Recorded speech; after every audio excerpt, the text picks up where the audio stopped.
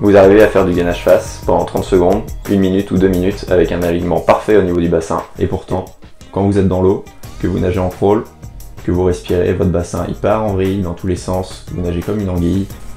On va donc voir aujourd'hui 3 exercices en rotation pour garder votre alignement du bassin.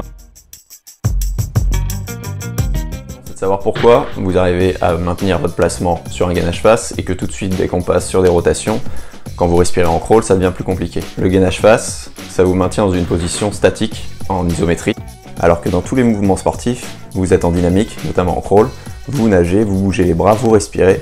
Donc tout de suite, ça induit en fait des changements de position de vos segments qu'il faut réussir à contrôler.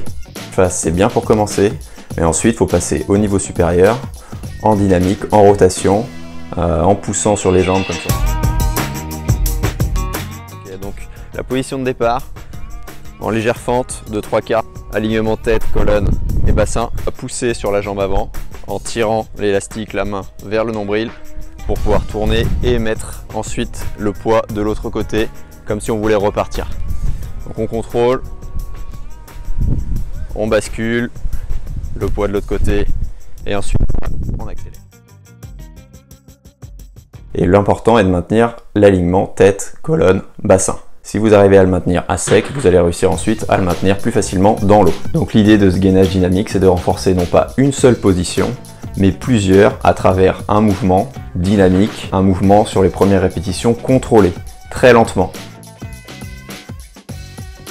La table sur le feedball en rotation, on tend les bras plus ou moins selon la difficulté qu'on veut mettre. Plus c'est tendu, plus c'est difficile. Et ensuite on tourne en essayant de bien contrôler l'alignement. Et ensuite on peut accélérer. Hop.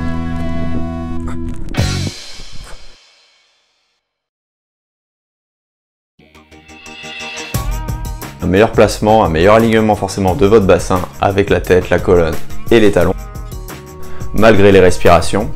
Donc avec ces 3 exercices, vous allez pouvoir améliorer 2 choses. Vous allez pouvoir diminuer les résistances à l'avancement, autrement dit, vous allez pouvoir nager plus rapidement sans faire plus d'efforts. Ce qui induit ensuite le deuxième point, vous allez dépenser moins d'énergie. Donc cette énergie-là, vous allez pouvoir la restituer dans la propulsion pour nager plus rapidement. J'espère que cette vidéo vous a plu. Toute l'équipe de la Swim Academy se joint à moi pour vous remercier de votre visionnage. Si vous avez des questions, ça se passe en bas de la vidéo dans la partie commentaires. Je vous mets plusieurs liens. Le premier est vers le site de la Swim Academy qui organise des stages pour triathlètes et nageurs d'eau libre dans toute la France. Mon site internet coachingnatation.fr, un guide pour le crawl, pour nager le crawl en 6 étapes. Et sur ce, à bientôt. Ciao!